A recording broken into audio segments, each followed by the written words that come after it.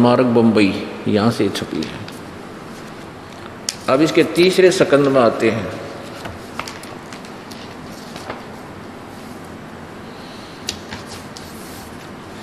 अथ श्रीमद देवी भागवते भाषा टीका युक्ते तृतीय सकंदय प्रारंभते। अब यह संस्कृत से है या नागरी लिपि, हम हिंदी अच्छी तरह जानते हैं, इनमें एक दूसरे में नए अक्षर फंसा रखे हैं, इतना अंतर है। आगे देखो,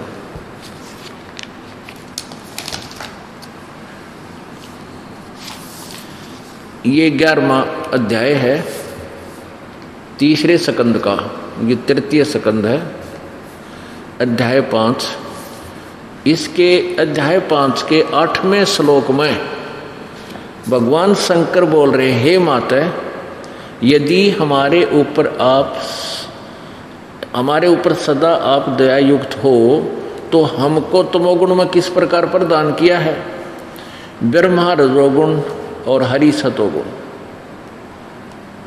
यानी ब्रह्मा मुझे तो तमोगुण क्यों बना दिया, और विष्णु सतोगुण, ब्रह्मा रजोगुण, विष्णु शंकर जी कह रहे हैं मैं तमोगुण क्यों बना दिया, ब्रह्मा रजोगुण और विष्णु सतोगुण क्यों बना दिया? यदि आप दयालु हो और ये कहते हो कि बेटा तुम मुझे बहुत प्यारे लगते हो, तो इसे कुकर्म में हम क्यों फंसा दिए? इसका सीधा सा कहने का यो तात्पर्य है। दुखी होकर कह रहे हैं भगवान शंकर कि हे माता, यदि हमारे ऊपर आप सदा दया युक्त हो तो मुझको उस तमोगुण क्यों किस प्रकार प्रदान कर दिया? मैं तमोगुण क्यों बना दिया? जरा सी बात में गुस्सा हो जाता तुरंत कितना कुकर्म कर देता हूँ, मेरे बस की बात नहीं। और रजोगुण, ब्रह्मा को रजोगुण युक्त कर यू क्यों बना दिया रजोगुण, और विष्णु जी को सतोगुण। अब संस्कार देखिए, ये 7वां समाप्त हुआ, 8वां श्लोक है। यदि दया धर्मना न सदा अंबिके, यदि दया धर्मना न सदा अंबिके कथम अहम विहित च, मैं क्यों बना दिया? प्रधान पर दो नहीं है, मैं क्यों बना दिया तमोगुण, मैं तमोगुण क्यों बना दिया? और कमल जय माने कमल से उत्पन्न होने वाले रजो ब्रह्मा जी को क्यों रजोगुण संभाव, क्यों रजोगुण उत्पन्न कर दिया, क्यों रजोगुण बना दिया? और सुविहित क्यों सतोगुणो हरि, विष्णु जी को आपने सतगुण क्यों बना दिया? इति सिद्धम रजगुण ब्रह्मा सतगुण विष्णु तमगुण शिव जी है। ये देखिएगा शिवपुराण,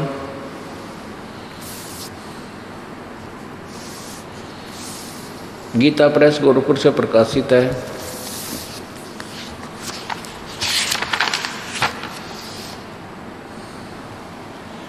संपादक हनुमान प्रसाद पोदार और प्रकाशक है वही, प्रकाशक है मुद्रक है गीता प्रेस गोरखपुर, गोविंद भवन कार्यालय कोलकाता का संस्थान। ये इनके फ़ोन और फैक्स नंबर हैं, ये इनके नीचे ईमेल वगैरह है। इसमें देखिएगा 110 पृष्ठ पे, 110 पृष्ठ पे संक्षिप्त शिवपुराण और रुद्र संहिता, इसका अध्याय नंबर 9 ये यहाँ समाप्त होता है। इसके लास्ट में लिखा है कि इस प्रकार सारा विवरण देकर, इस प्रकार ब्रह्मा विष्णु तथा रुद्र इन तीनों देवताओं में गुण है, परंतु शिव गुणातीत माने गए। ये शिव कौन है? यू काल है। ये जो ये सदा शिव को हो चाहे शिव को हो, यू काल है जो ब्रह्मा विष्णु में इसका पिता है। अब ये कंसेप्ट भी यहाँ तक क्लियर करना पड़ेगा। अब देखना इसमें विद्वेश्वर संहिता, विद्वेश्वर संहिता के 25 पृष्ठ से हम पढ़ेंगे, क्योंकि एक समय शंकर और ब्रह्मा और विष्णु जी का आपस में झगड़ा हो गया। ब्रह्मा जी का मैं तेरा बाप, विष्णु जी का मैं तेरा बाप, गुट्टम गुट्टा। जिनके बीच में भगवान इस काल भगवान ने एक सतम छोड़ दिया था। ये फिर झगड़ा छोड़ करके इसका और छोर ढूंढने लग गए थे। फिर वो काल भगवान क्योंकि ब्रह्मा विष्णु शिव के लिए वो ब्रह्मा और विष्णु के बीच के सामने वो शिव रूप धारण करके आ गया ये काल। तो इसने यहाँ प्रश्नोत्तरी की है। ब्रह्मा और विष्णु ने पूछा, प्रभु सृष्टि आदि 5 कर्तों के लक्षण क्या हैं, ये हम दोनों को बताइए। भगवान शिव बोले, यू काल बोला, मेरे कर्तव्यों को समझना अत्यंत गहन है, तथापि मैं कृपापूर्वक तुम्हें उनके विषय में बता रहा हूँ। ब्रह्मा और अच्युत विष्णु के सृष्टि, पालन, संहार, तिरोभाव और अनुग्रह, ये 5 ही मेरे जगत संबंधी कार्य हैं जो नित्य सिद्ध हैं। संसार की रचना का जो ये 26 पृष्ठ पर आरंभ है, ये विद्वेश्वर संहिता है। विद्वेश्वर संहिता पढ़ रहे हम, विद्वेश्वर संहिता का आरंभ है, उसको सर्ग या सृष्टि कहते हैं। नीचे देखो, यहाँ क्लियर हो जाता है जो दास करना चाहता है। पुत्रों, तुम दोनों ने तपस्या करके, ब्रह्मा और विष्णु को कहता वो ये काल रूपी ब्रह्म शिव रूप में प्रकट होकर कि पुत्रों, तुम दोनों ने तपस्या करके प्रसन्न हुए मुझ परमेश्वर से सृष्टि और सतिथि नामक 2 कृत प्राप्त किए हैं। ये दोनों तुम्हें बहुत प्रिय हैं। इसी प्रकार मेरी विभूति स्वरूप रुद्र और महेश्वर, अब देख लो 4 तो ये हो गए, ब्रह्मा विष्णु रुद्र और महेश्वर, ये काल से अलग है 4। महेश्वर में 2 अन्य उत्तम करते हैं, संहार और तिरोभाव, मुझ से प्राप्त किए हैं, परंतु अनुग्रह नामक कृत दूसरा कोई नहीं पा सकता। आगे देखो, मैंने पूर्व काल में अपने स्वरूपभूत मंत्र का उपदेश किया था जो ओंकार के रूप में प्रसिद्ध है। वह महामंगलकारी मंत्र है। सबसे पहले मेरे मुख से ओंकार प्रकट हुआ था, तो ओंकार प्रकट हुआ जो मेरे स्वरूप का बोध कराने वाला है। ओंकार वाचक है, मैं वाच्य हूँ। यह मंत्र मेरा स्वरूप ही है। प्रतिदिन ओंकार का निरंतर स्मरण करने से मेरा ही सदा स्मरण होता है। इससे सिद्ध है कि ये काल बोल रहा है, ये ब्रह्म बोल रहा है। जिसने गीता बोली तो ये कहता मेरा एक अक्षर ओम है। आगे देखो, आगे चल के इसमें इसका सदा स्मरण करो। इन सभी ऊपर बताया है, इन सभी अवयों से एकीभूत होकर यह परवण ओम नामक एक अक्षर हो गया। ये ओम एक अक्षर, ये ही मेरा मंत्र है। यह मेरा मंत्र, यह मंत्र मेरा स्वरूप ही है। प्रतिदिन ओंकार का, इस ओंकार माने ओम का निरंतर स्मरण करने से मेरा ही स्मरण होता है। अपने आत्मा ये PhD की तरह आपको ये एक एक अक्षर नारा नारा समझाना पड़ेगा, जब ये अज्ञान हटेगा जो युगों युगों से ठोक दिया हमारे अंदर इन अज्ञानी ऋषि संतों और नकली गुरुओं ने। अब इससे सिद्ध हो गया कि ये जो गीता पुराण बोल रहा है, शिव पुराण, ये काल बोल रहा था यहाँ पर। और ये कहता है कि जैसे इसमें लिखा है कि तीनों गुण, रजगुण ब्रह्मा सतगुण विष्णु तमगुण, इन तीनों देवताओं में गुण हैं और यो काल इनसे अतीत है, गुणातीत इनसे न्यारा है। अब शुरू कीजिए श्रीमद् देवी या श्रीमद् भागवत गीता। अब इतनी लंबी चौड़ी भूमिका बना गई, अब तक ग्राउंड बना है गीता जी में प्रवेश करने का। अब देखिएगा श्रीमद् देवी भागवत, श्रीमद् भगवत गीता, गीता प्रेस ग्रुप से प्रकाशित, जयदयाल गोविंद का इसका अनुवादक है।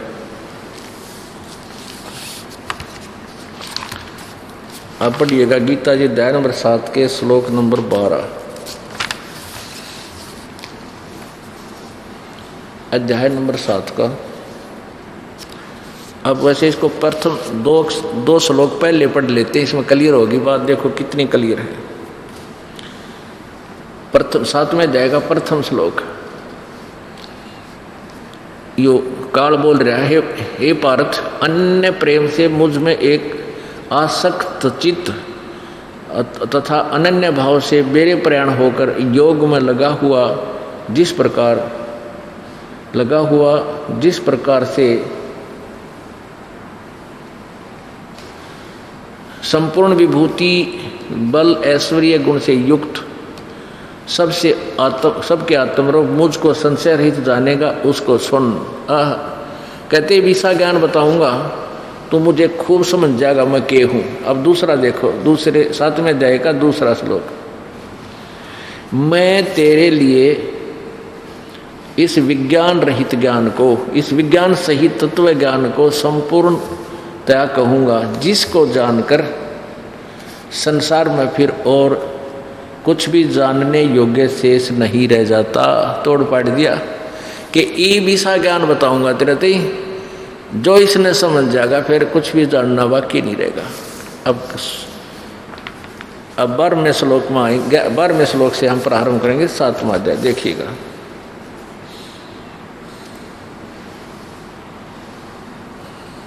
ये काल क्या कह रहा है गीता ज्ञानदाता। और भी जो सतोगुण से उत्पन्न होने वाले भाव हैं, यानी सतोगुण से जो हो रहा है विष्णु जी से, और जो रजोगुण से यानी ब्रह्मा जी से, और तमोगुण से अर्थात श्री शिव जी से होने वाले भाव हैं, उन सब को तो मुझ से ही होने वाले ऐसा जान, परंतु वास्तव में उनमें मैं और वे मुझ में नहीं हैं। क्योंकि ये न्यारा है, अलग है। ये इससे अभी अपने शिव पुराण में सुना था कि तीनों देवताओं में गुण है और वो शिव काल तो गुणातीत है, इनसे न्यारा है। अब 13वें में क्या बताया है कि गुणों के कार्य रूप सात्विक, राजस और तामस, इन तीनों प्रकार के भावों से ये सारा संसार, सारा प्राणी समुदाय यानी ब्रह्मा विष्णु महेश तक सीमित है, इन पर मोहित हो रहा है। इन तीनों गुणों से परे, ब्रह्मा विष्णु महेश से अलग जो मुझ परे यानी इनसे ऊपर मुझ अविनाशी को नहीं जानते। कहते ब्रह्मा विष्णु महेश तक इनकी बुद्धि सीमित है, ये आगे नहीं जानते, मुझे नहीं जानते। आगे देखो 14वां श्लोक 7वें अध्याय का। क्योंकि यह अलौकिक अर्थात अति अद्भुत त्रिगुणमयी मेरी माया, रजगुण ब्रह्मा, सतगुण विष्णु, तमगुण शिवजी द्वारा फैलाया गया जाल बड़ी दुस्तर है, बड़ी खतरनाक है। और जो पुरुष केवल मुझको ही निरंतर भजते हैं यानी ब्रह्म साधना करते हैं, वो इस माया को उल्लंघन कर जाते हैं। इस ब्रह्मा विष्णु महेश से मिलने वाली लाभ से ऊपर जो ब्रह्म का लाभ है उसको प्राप्त कर लेते हैं।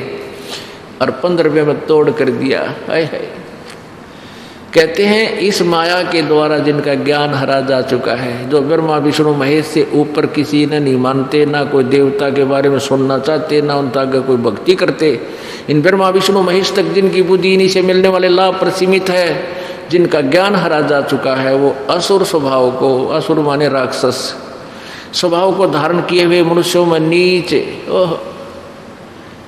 और दूषित कर्म करने वाले यानी कुकर्मी, दूषित कर्म करने वाले, दुष्कर्म करने वाले मूढ़ लोग मुझको नहीं भजते, यानी ये ब्रह्म साधना भी ना करते, ये ब्रह्मा विष्णु महेश तक ही सीमित है।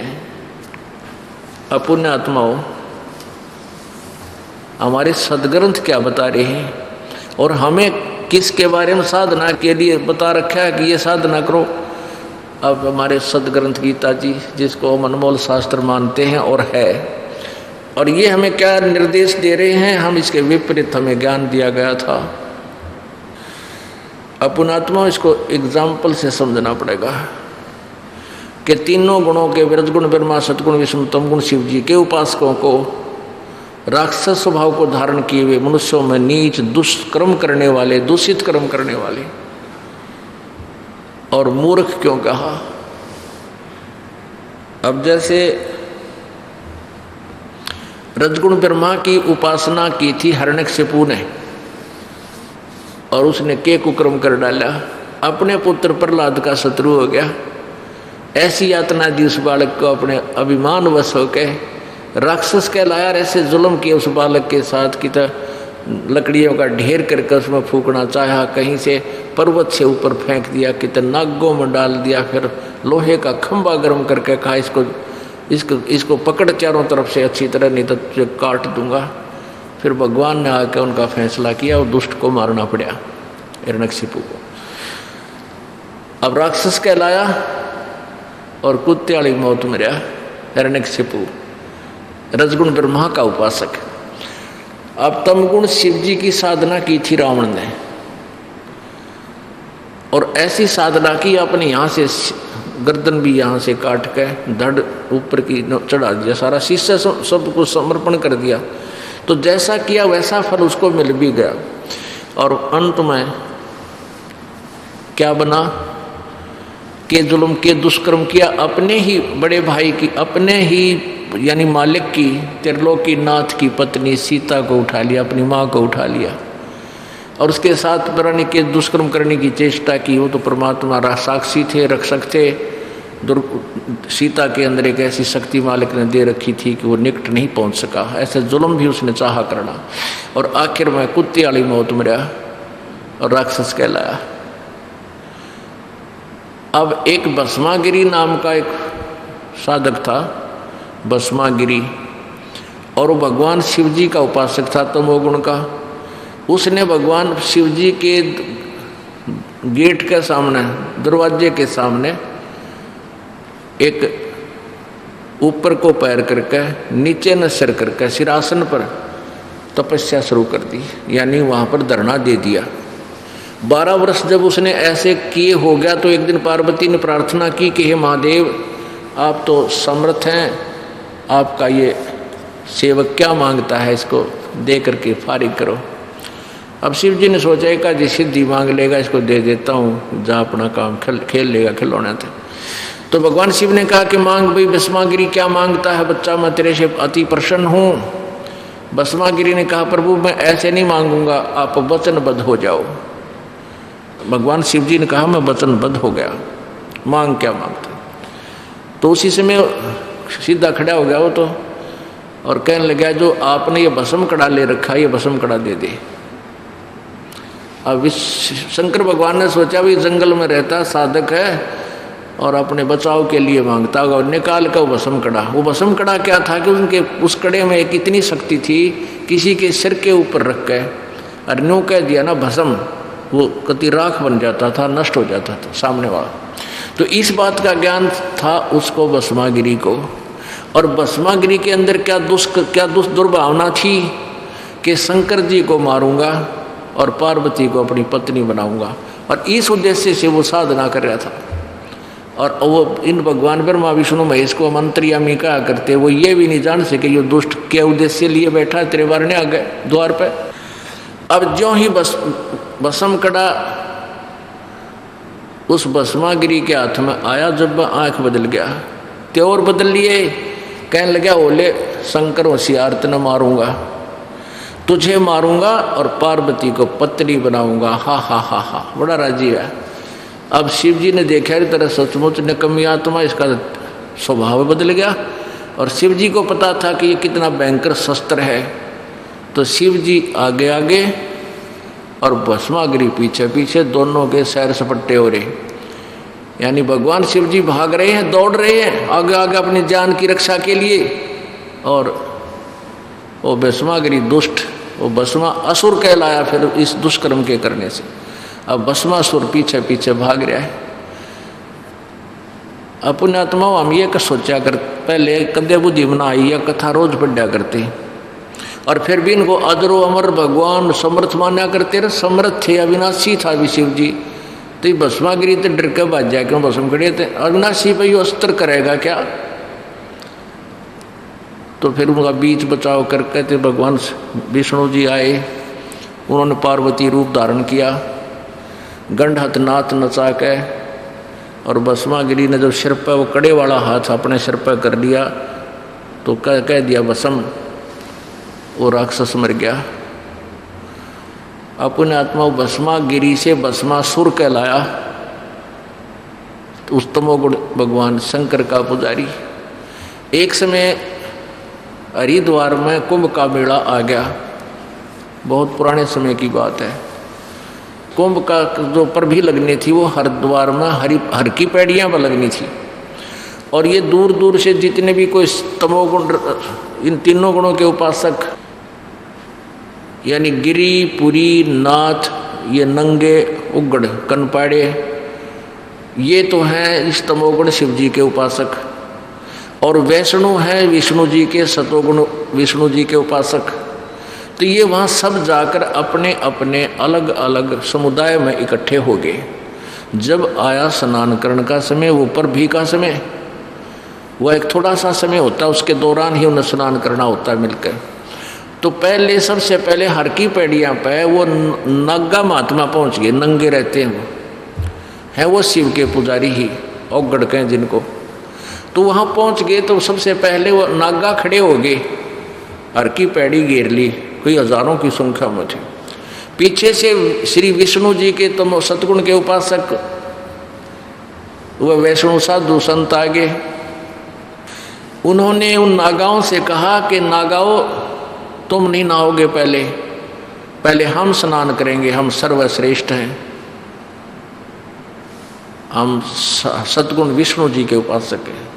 वो नागा कहने लगे नहीं, पहले हम स्नान करेंगे, हम सर्वश्रेष्ठ हैं, हम त्यागी और बैरागी हैं और हम नि इच्छा है, हम निकामी हैं। लगे इधर कहने तो विष्णु के उपासक वो वैष्णु कहने लगे कि तुम बाहर आ जाओ नंगो, तुमने नहाना न धोना, तुम टिट्टी के हाथ भी ना धोते, शरीर फेरो, तुम काहे के सर्वश्रेष्ठ हो। अब इतनी बात सुनकर वो नागा ने भी मरोड़ी खा ली, वो वापस हो गए और विष्णु और वो नागा आपस में गुट्टम गुट्टा तलवार निकाल ली, सीधी बर्छी ठोकर तीर चलाओ, तलवार इतने गर्दन काट दी एक दूसरे की। 25,000 वो ये त्रिगुण उपासक आपस में लड़के कटका मर गए, पर बीता गए भूल। गंगा का पानी लाल कर दिया रक्त से, लाशों का वहाँ पर बेशुमार लाश होगी। अब इसके विषय में परमात्मा की वो सच्चिदानंद घन की वाणी में क्या लिखा है? तीर तुपक तलवार कटारी जमदड़ जोर बधावे हैं, हर पैड़ी हर हेत न जाना वाजा तेग चलावे हैं। काटे शीस नहीं दिल करुणा वो जग में साध कवावे हैं, जो जन उनके दर्शन को जावे उनको भी नरक पठावे हैं। अब क्या बताते हैं कि तीर तुपक तलवार कटारी, कटारी इतनी लंबी छुरी से हो ना, सीधी ठोको एक दूसरे के, तलवार तक गर्दन काट रहे। कहते काटे शीस नहीं दिल करुणा, और ये जग में साध कवावे हैं, और हर पैड़ी हर हेत ना जाना वहाँ जा तेग चलावे हैं। भगवान की पैड़ी कहो, हर की पैड़ी, और वहाँ भगवान के प्रति तुमने इतनी भी तरह रहम को ना, हर पैड़ी हर हेत ना जाना, और वहाँ जा तेग यानी तलवार चलावे हैं, और काटे शीस नहीं दिल करुणा, दिल में दया भी कोई ना इनका। और वो जग में संत कवावे हैं, दुनिया उन्हें साधु भी कहती है। ऐसा कि कहते को दर्शन न भी जावे तो उनको भी नरक ले जावे हैं, क्योंकि यही पढ़ाई पढ़ाओगे अपने चेला ने जो उनके अंदर भरी पड़ी है। अब ये तो निर्णय हो गया गीता जी अध्याय नंबर 15 7 के श्लोक नंबर 12 से लेकर 15 का, कि तीनों गुणों रजगुण ब्रह्मा सतगुण विष्णु तमगुण जी शिव जी के द्वारा इनसे मिलने वाले ही लाभ पर, इन्हीं की पूजा पर जिन आधार पर आधारित हो गए हैं, जिनका ज्ञान हरा जा चुका है, जो आगे कोई बात सुनने को तैयार नहीं, मरण कटना तैयार हो जाते हैं। कहते हैं वो राक्षस स्वभाव को धारण किए हुए मनुष्यों में नीचे है।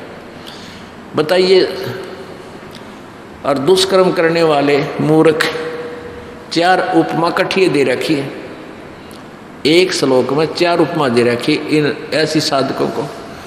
अपने आत्माओं, एक सभ्य समाज में आम व्यक्ति भी कहीं नहर घाट पर नहा रहा हो और 2-4 भक्त आ जाते हैं, वह भी उनको भी एडजस्ट कर लेते, आ जाओ आप भी नहा लो, और एक और भी आ जाओ, उसको भी आ जाओ आप भी यहाँ स्नान कर लो, क्या दिक्कत है।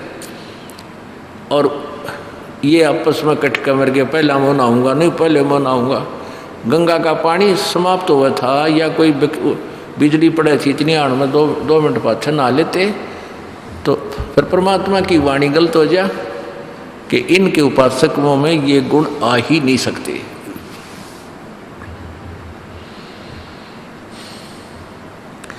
अब गीता जी अध्याय नंबर 7 के श्लोक नंबर 16, 17 और 18 इन तीनों में और निर्णय दिया है।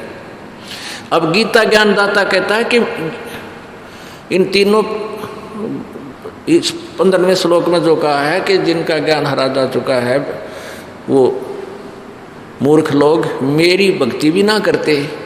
अब कहता है मेरी भक्ति यानी ब्रह्म साधना 4 प्रकार के करते हैं, अर्थार्थी, आर्थ, जिज्ञासु और ज्ञानी। चार वैरायटी है मेरे साधकों की, ब्रह्म साधकों की। अब अर्थार्थी वो होते हैं जो धन लाभ के लिए, अपने कारोबार में बरकत के लिए उस साधना जो कोई अनुष्ठान करते हैं वो वेदों के मंत्रों से ही करते हैं। जैसे इन्होंने ये गायत्री मंत्र बना रखा है, यजुर्वेद अध्याय नंबर 36 के मंत्र नंबर 3 के आगे ओम नाम लगा, ओम का मंत्र लगा के और उसको गायत्री मंत्र बना रखे। और वेदों के ही जैसे कोई अनुष्ठान करता है तो वेदों के मंत्रों से ही वो अनुष्ठान करते हैं। वो ये जय गणेश देवा, माता थारी पार्वती, पिता महादेवा, ये इस तरह की कविताओं को नहीं पढ़ते, वो ब्रह्म साधक। तो कहते ये अर्थार्थी भी मेरे उपासकों में से 4 हैं। अर्थार्थी जो धन लाभ के लिए को अनुष्ठान करता है तो वेदों के मंत्रों से ही करता है। और आर्त कहते हैं जो संकट निवारण के लिए भी कोई अनुष्ठान करवाता है, वो भी वेदों के आधार से, वेदों के मंत्रों के पठन पाठन से हवन पवन करके वो उन्हीं से करते हैं। और तीसरा जिज्ञासु, जैसे जिज्ञासु वो होता है जो परमात्मा की चाह में घर त्याग कर चल पड़ा, आगे उसने जैसा भी कोई गुरु मिल गया, कोई संत मिले, जिससे जैसा ज्ञान मिला उस ज्ञान को संग्रह कर लिया और आगे वक्ता बन गया। अब इन तीनों को तो गीता ज्ञानदाता कहता है ये रिजेक्टेड हैं, ये वो उपासक ब्रह्म के ही हैं, लेकिन ये मेरे काम के नहीं। हाँ, इनमें जो चौथा ज्ञानी है वो ज्ञानी को मैं पसंद हूँ और ज्ञानी मुझे अच्छा लगता है। अब ज्ञानी कौन है? जिसको ये ज्ञान हो गया कि भाई मनुष्य जीवन बार बार नहीं मिलता और मनुष्य जीवन पाकर यदि परमात्मा प्राप्ति नहीं हुई तो इसका यूज क्या, इस माटी को उठाए फिर रहे हम। और फिर उनको वेदों को पढ़ा, उसमें ये लिखा है कि केवल एक परमात्मा पूर्ण ब्रह्म की साधना करने से पूर्ण मोक्ष होगा, अन्य किसी देवता की पूजा से मोक्ष नहीं होगा। तो उन्होंने वेदों से ये तो ज्ञान ग्रहण हो गया कि केवल सब पूजाएं त्याग कर केवल एक परमात्मा की साधना करने से मोक्ष होगा, ये तो उन्होंने फाइनल कर लिया। क्योंकि गीता जी में लिखा कि अनन्य भाव से उस परमेश्वर की शरण में जा, अनन्य यानी और किसी की पूजा नहीं, सब त्याग दे। ऐसे ही देवी भागवत में भी कहा है, दुर्गा ने वेद ज्ञान बोला है कि ओम नाम का जाप कर, उस ब्रह्म की साधना कर और सब बातें त्याग दे, सब पूजाएं छोड़ दे। हिमालय को ज्ञान दिया। तो जो ज्ञान वेदों से मिलता है पुराणों का, वो हमने मानना ही पड़ेगा, क्योंकि तो सोना है, सोने की इतनी डली भी कितने पाजा हुआ है, स्वीकार्य है, उसने ठाव के जेब में डाल ले तो सोना ही रहेगा। पीतल को सोना नहीं मान सकते, क्योंकि हम पारखू हो गए, हम जोर ही बन गए।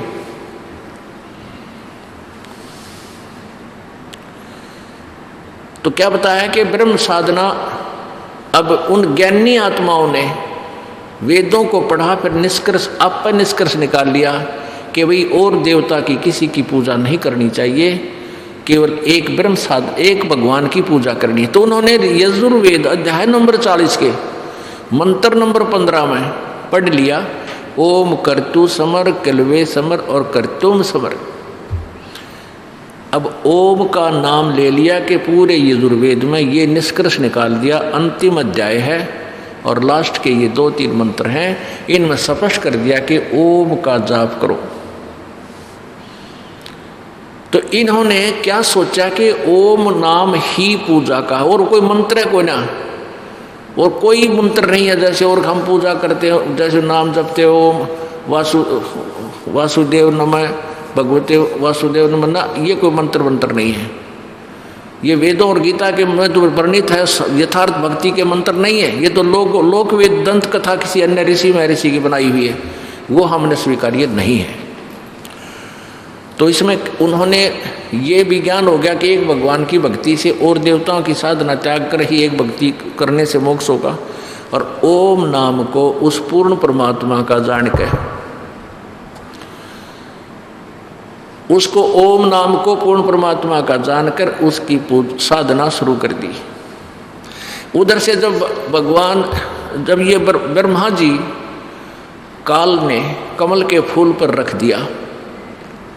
पहले ये अचेत कर रखा था अपनी दुर्गा से, इन्होंने ये दुर्गा और काल ने ये 3 पुत्र उत्पन्न किए, रजगुण ब्रह्मा, सतगुण विष्णु, तमगुण शिव जी। इनको बचपन से ही अचेत कर दिया, कोमा में रखा इन ऐसे अपनी शक्ति से, और इनमें परवरिश जारी रखी। जब ये युवा हो गए, तीनों को होश में ला दिया, तो ब्रह्मा जी बैठे थे कमल के फूल पर, बैठा दिया इसको। तो कमल के फूल पर ये बैठा था, तो इसने देखा भाई अब क्या करूं, सब जगह जल ही जल नजर आ रहा है। तो आकाशवाणी की काल ने कि तप करो तप करो। अब ब्रह्मा ने 1000 वर्ष तक तप किया। फिर आकाशवाणी हुई कि सृष्टि करो सृष्टि करो। अब ये काल न्यो दुखी करता है। अब वेद ज्ञान जो है ये है परमात्मा पूर्ण ब्रह्म द्वारा दिया गया इस काल को। इसके कंप्यूटर में, इसके अंतःकरण में परमेश्वर कबीर देव ने इसमें फीड कर रखा है। इसने ये ज्ञान अपने अंतःकरण से, अपने अंदर से एज इट इज निकाल कर और बाहर छोड़ दिया समुद्र में। ये ब्रह्मा को प्राप्त हुआ बाद में। इससे पहले आकाशवाणी कर दी काल ने, तप करो तप करो। तो ये तप जो है ये काल की आकाशवाणी है, काल का आदेश है ब्रह्म का, और वेद वो पूर्ण परमात्मा द्वारा दिया गया विधान है इस सृष्टि का। तो उसमें केवल ब्रह्म का तो ओम मंत्र है। और 5वां जो वेद था जो परमात्मा ने इस काल को ब्रह्म को दिया था, इस काल में वो 5वां वेद नष्ट कर दिया, गुप्त कर दिया, छुपा दिया, और 4 वेद दे दिए। वो 5वां वेद बताने के लिए परमेश्वर कबीर देव को खुद आना पड़ता है प्रत्येक युग में। वो सच्चिदानंद घन की वाणी द्वारा वो ज्ञान दिया जाता है। तो काल ने आकाशवाणी की, ब्रह्मा ने ये आकाशवाणी भगवान की मान ली कि परमात्मा का आदेश है तप करो, इधर तप किया। फिर ये दो वेदों से तो ओम मंत्र और काल की आकाशवाणी से वो तप, इन ऋषियों ने यो ग्रहण कर लिया। इन्होंने यो खिचड़ी बना ली, ओम का जाप करें और हठ योग शुरू कर दिया, तप शुरू कर दिया परमात्मा पाने के लिए।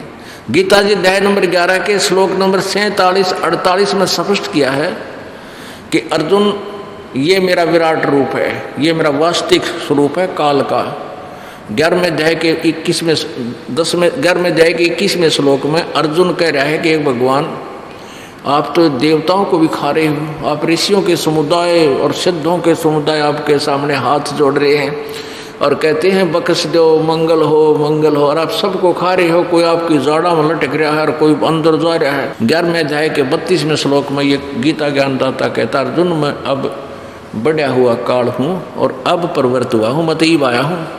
अब देखो श्री कृष्ण तो पहले ही था श्री अर्जुन जी के साथ। श्री कृष्ण अगर ज्ञान बोल रहा होता ये नहीं कहता मैं अब आया हूं, तो वो कहता मैं काल हूं और सबको खाने के लिए आया हूं, ये मेरा वास्तविक रूप है। 11वें अध्याय के 47-48 में स्पष्ट किया कि अर्जुन ये मेरा वास्तविक स्वरूप है और मेरे इस स्वरूप की प्राप्ति यानी मेरी प्राप्ति न वेदों वर्णित विधि से, न जप से, न तप से, न किसी क्रिया से कोई नहीं कर सकता। यानी मेरी प्राप्त करना वेदों में वर्णित विधि से मेरी प्राप्ति नहीं है, ब्रह्म प्राप्ति नहीं है। ओम के जाप से और लाभ हो जाता है। क्या हो जाता है? ब्रह्मलोक प्राप्ति, देवपद प्राप्ति, सिद्धियां आ जाती हैं। तो इस तरह के ये इस ओम नाम और यज्ञों से ये लाभ होता है। तो गीता इसलिए ऋषियों ने, महर्षियों ने ओम नाम का जाप किया, हठ योग किया, परमात्मा मिला कोई नहीं। अज्ञान छुरी बना दी, परमात्मा नहीं मिलता, निराकार है, अंदर उसका प्रकाश देखा जाता है। अरे भले आदमियों भगवान का प्रकाश देखा, भगवान बिना प्रकाश क्या का हो गया फिर वो। अब कोई कहे सूर्य का प्रकाश देखा, सूर्य निराकार है, वो कितक गुफा में बंद कर रखा है और सुनी सुनाई बकवास कर रहा है। अरे जिसने सूर्य देखा वो यूँ कैसे कह देगा सूर्य निराकार है, उसका प्रकाश देखते हैं हम। सूर्य बिना प्रकाश की सूर्य साकार है, उसका प्रकाश है। ऐसे ही परमात्मा साकार है, नर आकार है, उसके शरीर से निकल रहा तेज इतना जबरदस्त है और उसी का प्रकाश रिफ्लेक्टेड होकर के अन्य लोकों में पहुंच जाता है। अब जैसे हमारे गांव में एक चौपाटी थी और उसके साथ थी बिल्कुल तालाब जोड़ के ऊपर है, और सूर्य की रोशनी उसकी झांकियाँ में कह पिछले साइड में वो बिल्कुल उसके द्वार लगे थी, बीच झांकी थी ये विंडो, उनमें से प्रकाश जाकर उस पिछले गहरा अंधेरा था तो शाम के समय उसमें इतना जोर का रोशनी हो जाती जनो बल्ब ला रखे, लेकिन वह सूर्य ना दिखा था, वो प्रकाश दिखा था। तो तालाब में सूर्य का प्रकाश पड़ा, वहाँ से रिफ्लेक्ट होकर उस चौपाट में गया और वहाँ प्रकाश दिखे। उसमें कोई आदमी न्यू बैठा हो न्यू कहे भाई प्रकाश क्या का सूर्य का है, या तो बात सच्ची ठीक होगी, लेकिन न्यू के प्रकाश निराकार है, ना सूर्य है ही नहीं, वह बड़ी सोच है। तो ऐसे पूर्ण परमात्मा सतलोक में है, उसका प्रकाश रिफ्लेक्टेड होकर के सब जगह घूम रहा है, सब जगह व्यापक है। हमारे शरीर के अंदर भी इस पिंड का एक पिंड का एक ब्रह्मांड का इसके अंदर एक लघु चित्र है। तो समाधि में जो प्रकाश देखते हैं वो परमात्मा का ही प्रकाश है, लेकिन वो परमात्मा नहीं है। और उस प्रकाश के देखने से वो आइडिया नहीं लगा सकते, वो उन्होंने इस प्रकाश को मान तो लिया भगवान का, लेकिन कहते भगवान निराकार है। हमने भगवान मिलना है, प्रकाश का क्या करेंगे हमने परमात्मा के पास जाना है, उस मार्ग को ग्रहण करना है। एक चुणक नाम के ऋषि थे, चुणक, और उस चुणक नाम के ऋषि ने, वो ज्ञानी आत्मा ने साधना की, ये जान लिया कि मनुष्य जीवन बार बार नहीं मिलता और परमात्मा प्राप्ति के लिए मनुष्य जीवन मिला है। और वेदों से निष्कर्ष यही निकाल लिया, ओम का नाम, एक भगवान की भक्ति और देवताओं की भक्ति हम करा को नहीं, और ओम नाम का जाप और हठ योग शुरू कर दिया। काफ़ी वर्षों तक घोर तप किया, ओम नाम का जाप किया। परमात्मा तो मिलता नहीं, इससे एटम बम बन जाते हैं, इनमें सिद्धियाँ आ जाती हैं। एक मानधाता नाम के चक्रवर्ती राजा थे, मानधाता नाम के पूरी पृथ्वी के चक्रवर्ती, उनको चकवे बोलते थे, चकवे माने चक्रवर्ती राजा।